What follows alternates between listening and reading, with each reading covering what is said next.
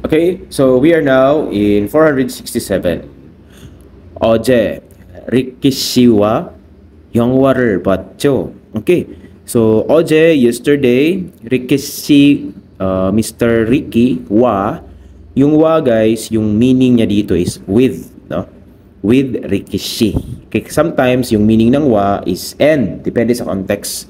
Pag may kasunod na pangalan ng tao, it can mean and, but since walang kasunod na tao na name, so therefore it can mean with. Okay? So Ricky Siwa with Mr. Ricky 영화를 봤죠. Okay, 영화 is movie, 봤죠, yung verb natin dito is Buddha, no? And past tense, what? Then cio guys, di ba sa Tagalog, no? It means right. Okay? So di ba nanood ka? Okay, di ba? That's the thought. Patyo, ganun. So, di ba nanood ka ng movie with Mr. Ricky kahapon? Okay. Then, Teng. So, yung sagot ni na, 아버지라는. Okay. So, 한국 영화를 봤어요. 봤어요. Nanood ng movie. Okay. Korean movie. 한국 영화. Okay. 한국 영화. Okay. So, Korean movie daw. Na ang tawag, okay, yung ranon dito guys, nakaka-quote, no? So meaning, yung kinote niya is aboji. So ito yung title, no? Okay? So nanood kami ng movie, Korean movie na ang tawag or yung title is aboji. Okay? So it means tinanong ni Ga kung alin or anong movie yung pinanood. Okay? So alin dyan sa choices yon?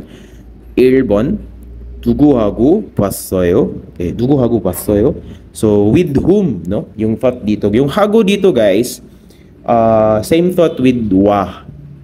In this context, it means with. Okay? So 누구하고, with whom? Kasama sino, ganun. Then 봤어요, nanood ka, sinong kasama? Okay? 누구하고 봤어요? Okay, 아닙니다. Okay? 2번 어디에서 봤어요? 어디, 네, 장소에 대한 이야기. Okay, so talks about place pag 어디, no?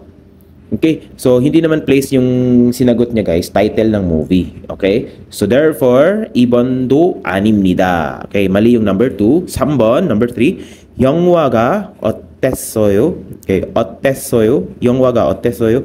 How about, or how was the movie? That's the thought. How was the movie?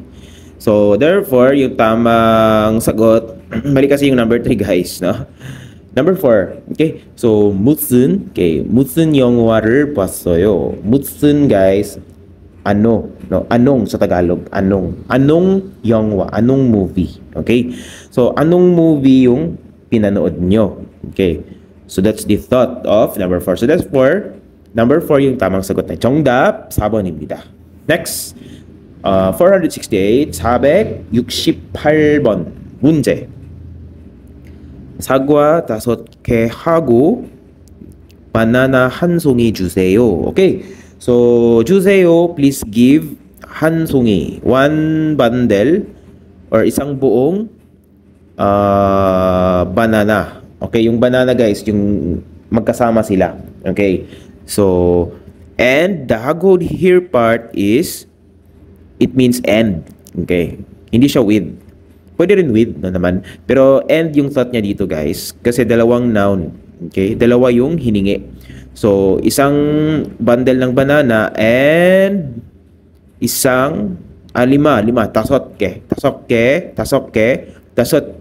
5 pieces of sagwa. Apple. So, 5 pieces of sagwa and 1 bundle of banana. 주세요. Please give.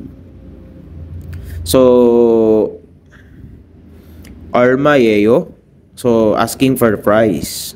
So, hahanapan natin ng ilalagay dito sa blank, guys. Pero basahin muna natin. 모두, all, lahat. 만원입니다. Okay, 만원입니다. Lahat po ay 10,000 won. So, 얼마예요? Hindi po guys, no? Kasi hindi po magtatanong yung nagbebenta kung magkano. Kasi alam niya yung price. 아닙니다.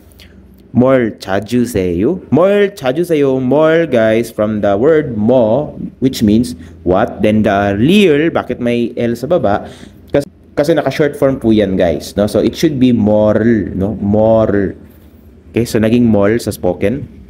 자주 세요, 찾다, to find. And useyo, here, it means naka-honorific form yung present tense natin. No? So, it can be changed into 뭘 찾아요. But since yung nagbebenta talking to his or her customer, so therefore dapat naka-honorific. Again, yung honorific po is ginagamit if you want to give honor or some extra respect sa kausap mo. Okay? So, 뭘 찾으세요 instead of 뭘 찾아요. Mas more respectful po kasi siya pakinggan. So, 뭘 찾으세요? Ano yung hinahanap ninyo? 아닙니다. 여기 있습니다. Okay? So, number 3 yung tamang sagot, guys. Ibibigay na niya yung hiningi ni Ga. Okay? Na 5 pirasong apple at isang bundle ng banana. Okay? So, therefore, sabi ni number 3, 여기 있습니다. 여기, here, 있습니다. It is. Ganun. So, andito na po. Okay? That's the thought. O, ito po. Okay? 여기 있습니다. Then, number 3 yung tamang sagot. Okay? Number 4, 어떻게 우셨어요? 어떻게 우셨어요? Okay. So, 어떻게 우셨어요, guys? It just means what brings you here, no, yung thought niya. So, paano nangyari? Bakit ka andito? Ano yung sadya mo? Okay, yun yung thought ng sentence na ito. Fixed expression kumbaga. Okay. So, 우셨어요 from the verb ushida, na galing sa uda, yung basic form, to come. And then yung she part, the ushida, ganun kasi yan, guys. Ushida. Okay, itong she indicates na naka-honorific siya. Mas more respectful pakinggan. So, since customer, so talking about using honorific. Okay, so 어떻게, okay, 어떻게 우셨어요? Okay, meaning what brings you here? Ano yung sadya mo? So, hindi rin, no? Okay, so therefore, yung tamang sagot po natin dito is 3번.